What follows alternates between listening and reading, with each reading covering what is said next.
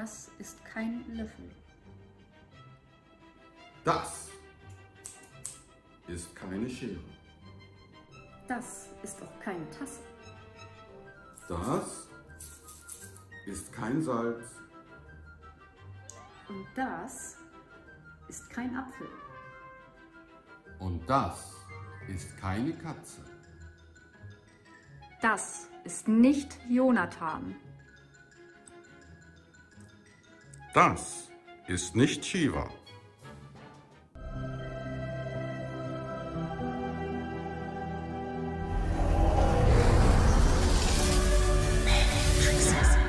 Hallo, endlich mal wieder ein neues Matrixa-Video mit einem wieder sehr spannenden Thema, wie wir finden.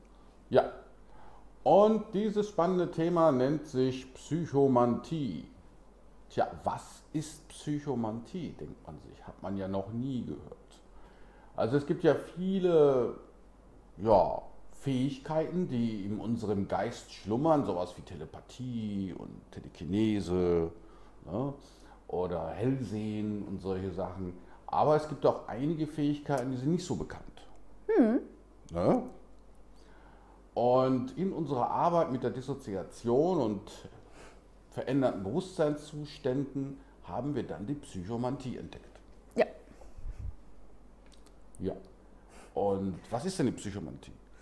Die Psychomantie, ja, das könnten wir jetzt nach dem Duden machen, aber ansonsten ist es die Fähigkeit, in den Kontakt zu treten mit dem höheren Selbst, sprich über das höhere Selbst oder mit dem höheren Selbst zusammen eben Abfragen zu machen oder Verstorbene rufen und Verstorbene befragen. Eben alles, du kannst einfach praktisch alles in der geistigen Welt befragen und bekommst dann eine Antwort.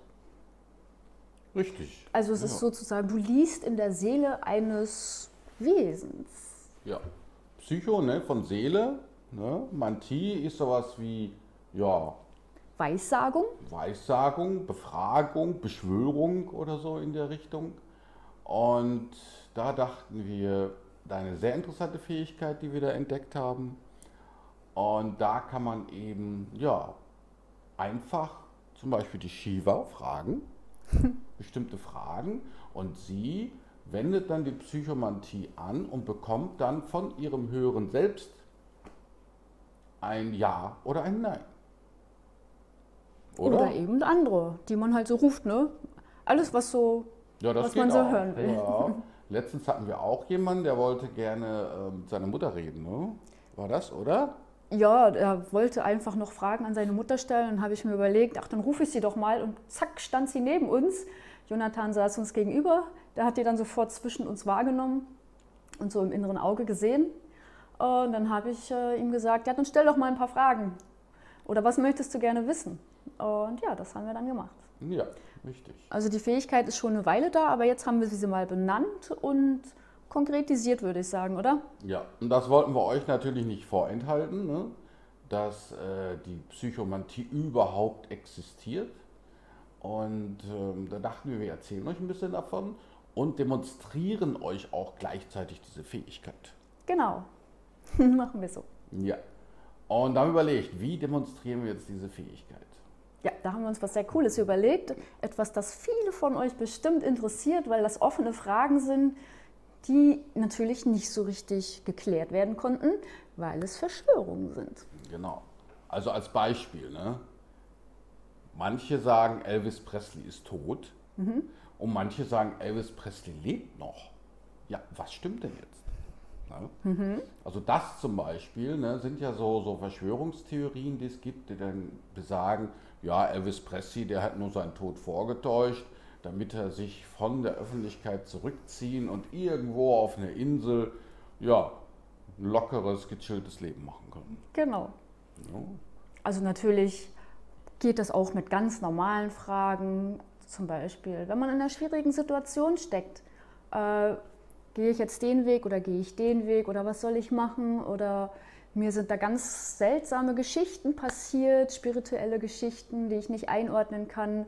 Was ist mir da passiert? Oder wie geht es denn meinem verstorbenen Hund auf der Mentalebene? Oder alle solche Fragen kann man damit, also alles ist möglich. Ja, alles. Es müssen jedenfalls sehr präzise Fragen gestellt werden, das ist klar. Also du kannst nicht fragen, wie wird das Wetter nächste Woche oder wird das Wetter nächste Woche gut? Weil das ist ja eine ganz subjektive Wahrnehmung, wie das Wetter für dich ist. Also es muss sehr präzise gestellt werden, diese Frage, damit eben auch eine präzise Antwort rauskommt. Denn man muss ja unterscheiden, es ist objektiv, subjektiv und ja, da ist dann schon schwierig. Ja, und da haben wir uns es natürlich nicht nehmen lassen, ein paar Verschwörungstheorien aus der Schublade zu kramen und die jetzt mal abzufragen, was denn da stimmt und was nicht. Genau. Was die Psychomantie bzw. die Fähigkeit der Psychomantie mit der Kontaktaufnahme zum Höheren Selbst, ne? Shiva kann das sehr gut und da wollen wir noch mal gucken, wie die Shiva Kontakt aufnimmt zum Höheren Selbst mit der Psychomantie und dort eben dann meine Fragen, die ich jetzt stelle, ne, beantwortet. Genau. Ja, ja Ja, Jonathan? dann können wir mal ein paar Dinge abfragen. Ne? Wer fällt mir da ein? Michael Jackson zum Beispiel. Ja. Ne? Michael Jackson wurde ja behauptet, dass er pädophil gewesen sei, dass er was mit Kindern angefangen hat und dergleichen. Jetzt benutzen wir mal die Psychomantie, um zu erfragen, ob das denn jetzt stimmt oder nicht. Was meinst du, Shiva? Ach so, soll ich fragen? Ja. Nein, auf keinen Fall. Okay. Also laut der Psychomantie war Michael Jackson nicht pädo. Ne? Super. Sowas von nein. Ja, Michael Jackson wurde ja auch behauptet, er hätte Flatline-Experimente mit seinem Privatarzt gemacht. Ist das Theorie nur oder stimmt das? Möchtest du die Frage fragen oder soll ich die Frage fragen? Ja, ich frage ja. Also, hat Michael Jackson mit seinem Privatarzt Flatline-Experimente durchgeführt? Ja. Oh, interessant, interessant. Dann gibt es ja die Theorie, dass der Arzt gesagt hat, bei einem Flatline-Experiment hat es eben nicht mehr funktioniert, ihn zurückzuholen und dann ist Michael Jackson gestorben. Stimmt das? Nein. Nein. Auf keinen stimmt Fall. nicht. Okay. Ist denn Michael Jackson eines natürlichen Todes gestorben? Oh, nein. Okay. Ja. Gut, dann haben wir das ja geklärt. Ja, dann, was gibt es denn noch so für altbekannte Verschwörungstheorien? Marilyn Monroe und JFK. Genau, also es wird in einer Theorie behauptet, dass Marilyn Monroe und JF Kennedy ein geheimes Verhältnis gehabt haben. Stimmt das? Oh ja. Oh, also laut Psychomantie hatten die beiden ein Verhältnis. Ja. Dann gibt es die Theorie, dass Marilyn Monroe sehr depressiv gewesen sei und sich deshalb mit Schlaftabletten selbst umgebracht hat. Oh, da kommt Stimmt schon, das? nein, da muss ich nicht mal. Ja, nein. Nein? Nein, also das geht richtig. Nein. Ah, okay. Dann stimmt diese Theorie auch nicht. Nee, die stimmt nicht. Ja. Dann gibt es die Theorie, dass man befürchtet hat, dass JF Kennedy, weil er sich ja häufiger mit Marilyn Monroe getroffen hat, vielleicht aus dem Nähkästchen geplaudert hat und Marilyn Monroe dadurch ein gefährlicher Informationsträger gewesen wäre und deshalb beseitigt werden musste. Stimmt das? Oh. Ja, ich glaube, das stimmt. Okay, das stimmt also. Ja, was haben wir denn noch? Lady Di. Oh, Ja, Lady Di fällt mir jetzt spontan ein. Die Theorie oder das, was in den Schlagzeilen der Presse zu finden war, ist gewesen, dass Lady Di sich hat von ihrem Bodyguard ja, zu einem bestimmten Ort hat fahren lassen und dann kam es in einer Unterführung zu einem Unfall. Und das heißt, dass Lady Di in diesem Unfall, ja durch einen Unfall gestorben wäre. Stimmt das? Sie ist gestorben, ja. Und ist sie deshalb gestorben, weil der Bodyguard in die Unterführung gefahren ist, betrunken war und dann eben gegen die Wand geknallt ist? Ist dadurch Lady Di gestorben? Nein. Ah. Ist denn Lady Di eines natürlichen Todes gestorben? Nein. Ah, interessant. Ist denn Lady Di vielleicht gestorben worden? Ja. Ja, interessant. Ja, was gibt es denn noch so für Theorien? Ja, flache Erde, runde Erde. Okay. Ein großer Streit. Ne? Die Flacherdler sagen, die Erde wäre überhaupt nicht rund, sondern eine Scheibe. Ne? Mehr oder weniger. Und bringen ja auch einige Beweise dafür an. Und die glauben, dass die Erde rund ist, bringen auch Beweise dafür an, dass die Erde nicht flach sein kann. Ja. Was? Ich habe schon die Antwort gekriegt. Ist die Erde flach? Nein. Ist die Erde kugelförmig? Oh ja. Oh ja. Okay. Haben wir das jetzt auch durch die Psychomantie geklärt? Ne? Tja, was die Leute uns nicht glauben, wenn wir auf Astralreise sind, dann eben so. Kann zwar auch keiner sehen, aber na gut. Ja. Ja, eben, auf unseren Astralreisen sehen wir eben, dass alle Planeten rund sind, auch die Erde. Ne? Ist jetzt nicht so, dass alle Planeten rund sind und die Erde ist flach. Und auf einer Schildkröte wohnt. Ja, so ist es. Nächste Theorie. Das ganze Universum ist in Wirklichkeit auch auch kugelförmig. Stimmt das? Nee. Nicht. Ist das ganze Universum dabei, sich immer mehr und mehr auszudehnen? Ja. Ja. Ja. Gibt es denn auch Phasen des Universums, in denen es sich ausdehnt und dann wieder zusammenzieht? Ja. Ah, okay. Ja, wir sprechen ja häufiger über schwarze Portale. Das heißt, dass man nach dem Tod eben nicht ins Licht geht, sondern eins dieser schwarzen Portale nutzt, um eben ins freie Universum zu gelangen und sich somit dem Reinkarnationszyklus zu entziehen.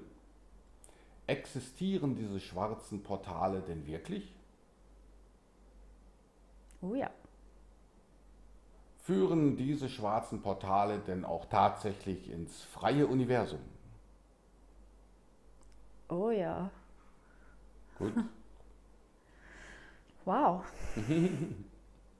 Ja, nächste Theorie. Gibt es die Man in Black?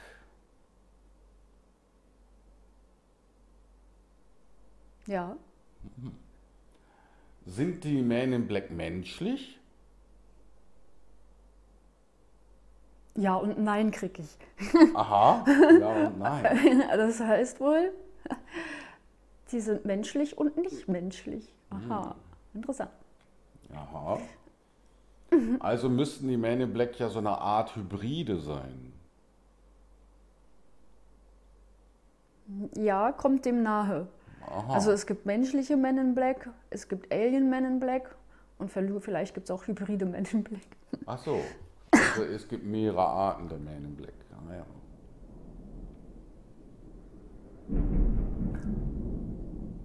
Und gibt es wirklich Naturwesen? Oh, ja. Okay. Ja. Somit gibt es auch Meerjungfrauen noch? Ja, oh ja, ja. Und leben diese Meerjungfrauen physisch auf der Erde? Ja. Dann stellen wir eine ganz andere Frage und zwar, Shiva, hast du dich schon mehr als 10-mal auf der Erde reinkarniert? Ja. Okay. Hast du dich schon mehr als 30-mal auf der Erde reinkarniert? Ja. Hast du dich schon mehr als 50 Mal auf der Erde reinkarniert? Ja. Hast du dich schon mehr als 100 Mal auf der Erde reinkarniert? Oh, nein. Nein, okay. Hast du dich schon mehr als 70 Mal auf der Erde reinkarniert? Nein. Ja. Hast du dich schon mehr als 60 Mal auf der Erde reinkarniert? Okay. Hast du dich schon mehr als 65 Mal auf der Erde reinkarniert? Nee. Okay. Hast du dich schon, sagen wir mal, 63 Mal auf der Erde reinkarniert? Ja. Ah, du hast dich also 63 Mal auf der Erde reinkarniert. Ja, herzlichen Glückwunsch. Das Kompliment kann ich zurückgeben übrigens. Ja. Ja, Leute. Viele Leben, viele Leben. So funktioniert die Psychomantie. Ne? Und ja, wir dachten, das ist eine spannende Fähigkeit, die wir euch unbedingt mal vorstellen mussten. Und wir würden uns sehr freuen, wenn ihr mal in den Kommentaren so schreibt, was ihr darüber denkt, ob ihr die Fähigkeit der Psychomantie bereits kanntet oder nicht. Und was ihr vielleicht für Techniken verwendet, um Dinge eben abzufragen durch das höhere Selbst. Ne? Manche benutzen ja Pendel, aber beim Pendel weiß man ja nie, ne, wer gerade das Pendel bewegt. Eben. Ne? Also empfinde ich ein bisschen als unzuverlässig. Ne? Genauso wie man zum Beispiel Gläserrücken machen kann, um was abzufragen. Und das finde ich auch sehr unzuverlässig, weil man nicht weiß, wen man da an einer anderen Leitung dran hat. Ne? Und daher finde ich die Psychomantie an sich durch die Abfrage der Seele, des höheren Selbstes, da schon etwas zuverlässiger. Ja. Ja. Aber ich werde jetzt in den Kommentaren nicht tausende Ja- und Nein-Fragen beantworten. Aber ihr könnt gerne auf Gehirnkicker, wenn ihr Fragen habt, gerne mit uns eine Sitzung buchen. Der Jonathan ist da sehr feinfühlig auch. Also wenn ihr Fragen habt, wird er da auch einiges wahrnehmen. Ich habe den Fokus auf was anderes, nämlich auf die Beantwortung der Fragen. Und genau, zusammen sind wir ein sehr gutes Team, was das anbelangt, und können da ganz tief vordringen. Ja, genau. Ja. Und eine super Neuigkeit, und zwar hat Jonathan gestern sein Dissoziationsbuch Teil 2 beendet und es ist jetzt schon fast veröffentlicht. Also vielleicht wird es sogar heute noch kommen, man weiß es nicht. Ja, also auf jeden Fall wird das Buch, der zweite Band zur spirituellen Dissoziation, heute oder morgen veröffentlicht. Und wer den ersten Band gelesen hat, da weiß ich aus sicheren Quellen, die wollen auch das zweite lesen. Das weiß ich auch. Ja, und das ist schon sehr spannend, was Ich habe in nämlich dem zweiten Buch gefragt. ist. Was? Ich habe nämlich gefragt. Also, ja, dann würde ich sagen, ne, vielen Dank fürs Zuschauen Danke, ihr Lieben, dass ihr wieder reingeschaut habt. und bis zum nächsten Mal. Bis zum nächsten Mal. Ciao. Und seid immer schön bei unserem Livestream sonntags 20 Uhr dabei. Ciao. Ciao.